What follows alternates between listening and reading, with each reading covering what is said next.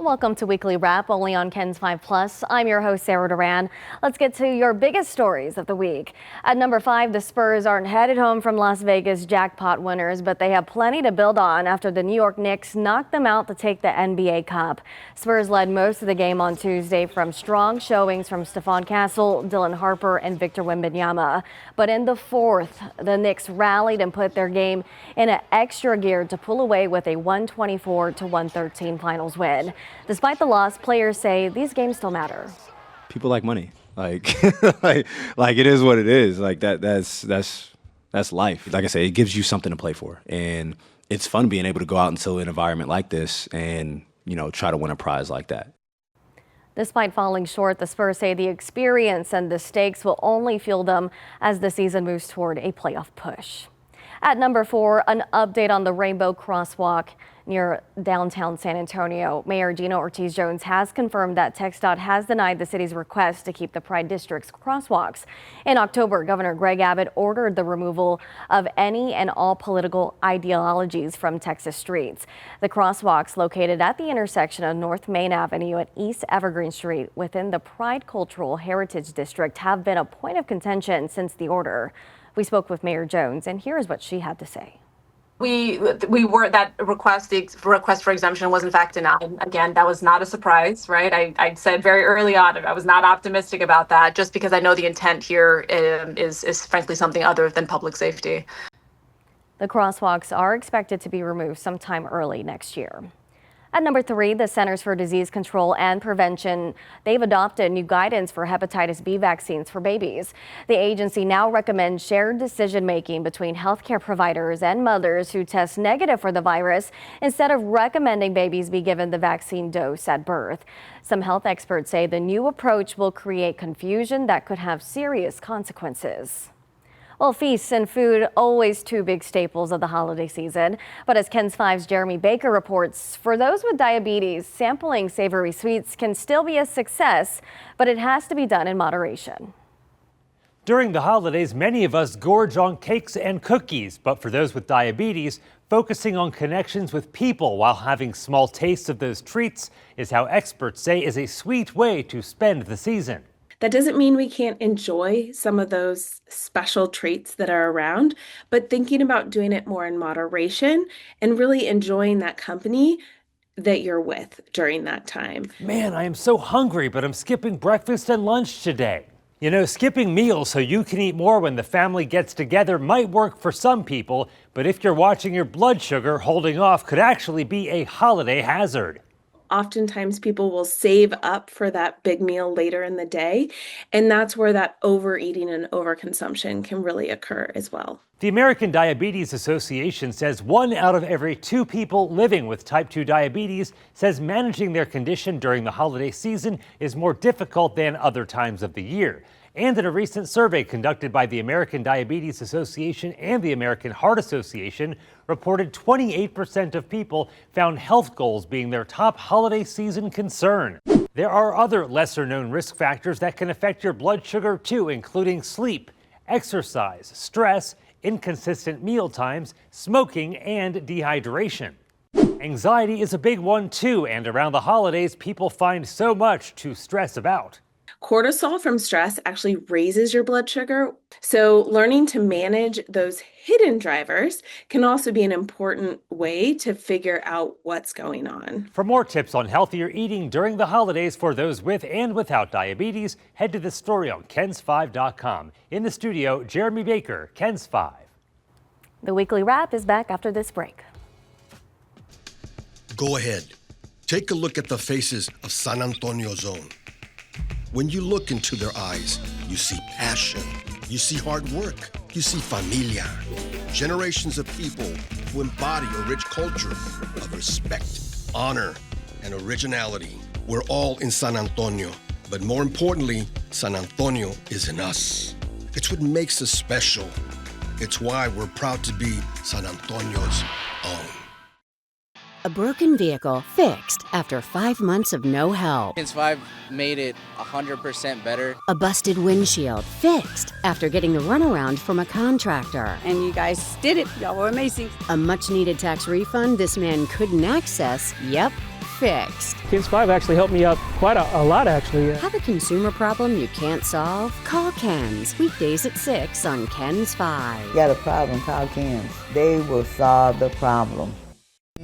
My name is Sue Kalberg, and I am a journalist for KENS 5 for 22 years. I think it's been an awesome privilege to be able to work in the town that I grew up in. My uncle, Rex Stanley, was the very, very, very, very first guy hired at KENS 5. From the beginning, I said, you can get paid for that? Let me in. It fills my heart to be a part of the KENS family, because the KENS family is the San Antonio family. I am San Antonio's own Sue Kalberg.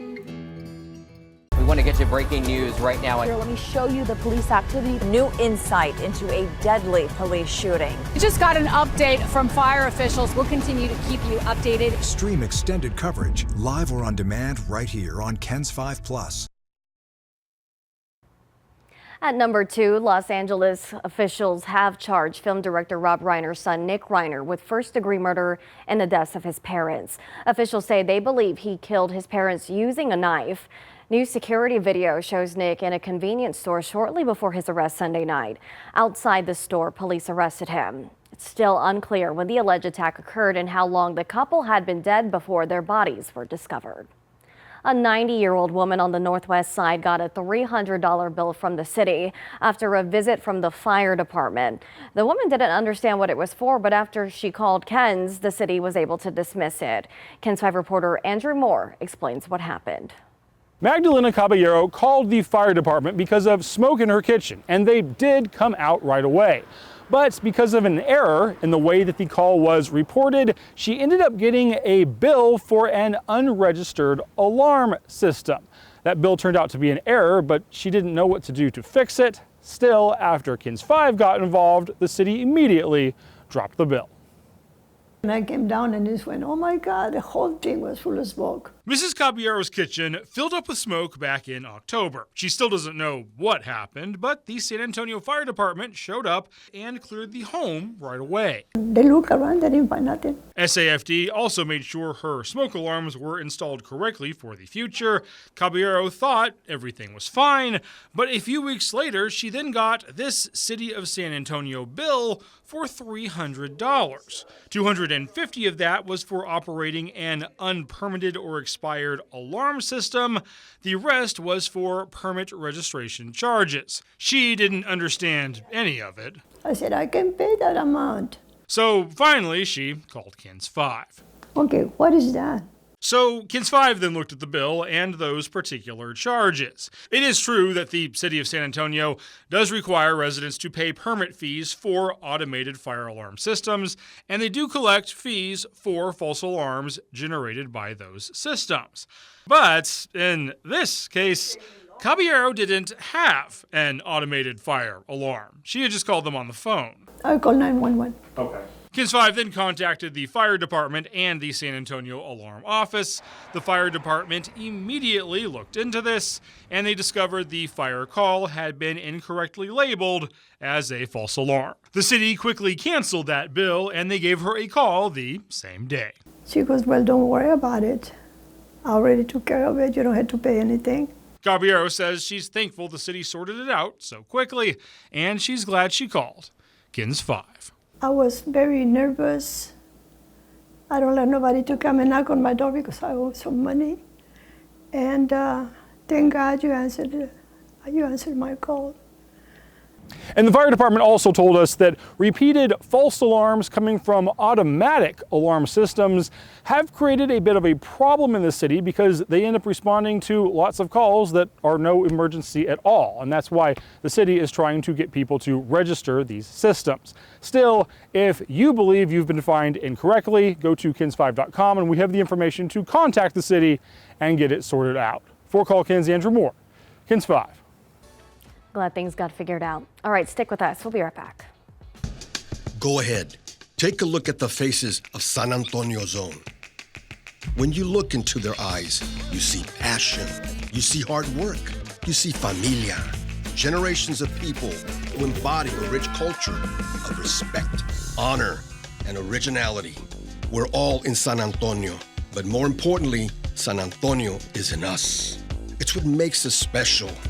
It's why we're proud to be San Antonio's own.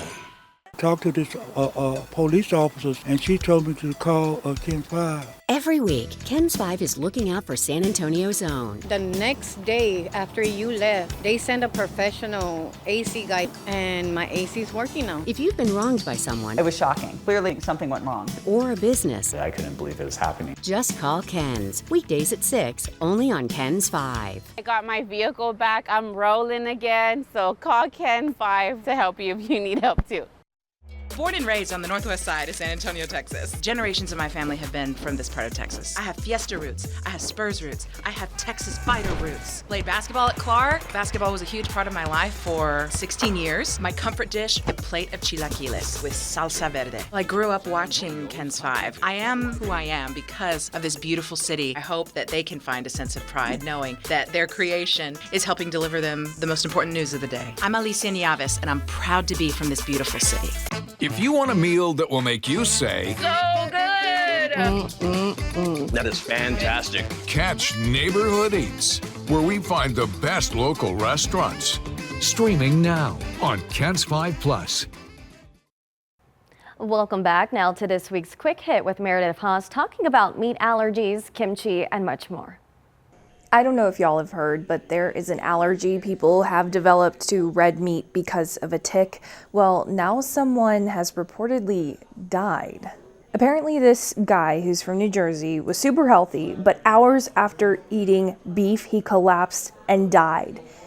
After some tests were done later, they revealed that he had a severe allergic reaction tied to a tick bite that caused him to be allergic to red meat. On a more positive note about food, if you have ever eaten kimchi, just know that studies have now found it can help boost your immune system.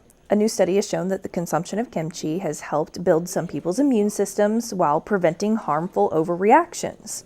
And scientists are figuring out why some brains stop developing a little bit earlier.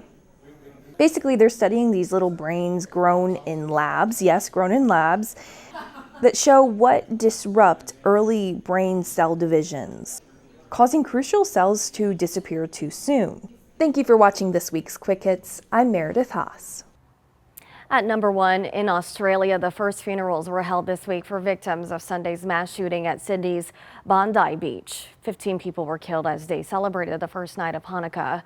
The attack on Sunday was Australia's worst mass shooting in nearly 30 years and is being investigated as an act of terrorism targeting the Jewish community. A makeshift memorial was created at the Bondi Pavilion as a place for people to pay tribute. Meantime, police have charged a 24-year-old surviving gunman with 15 counts of murder, grievous bodily harm, and terrorism. Authorities believe the father and son gunman had been inspired by the Islamic State. All right, thanks for joining us here on this week's episode of the Weekly Wrap on KENS 5 Plus. We'll see you next time.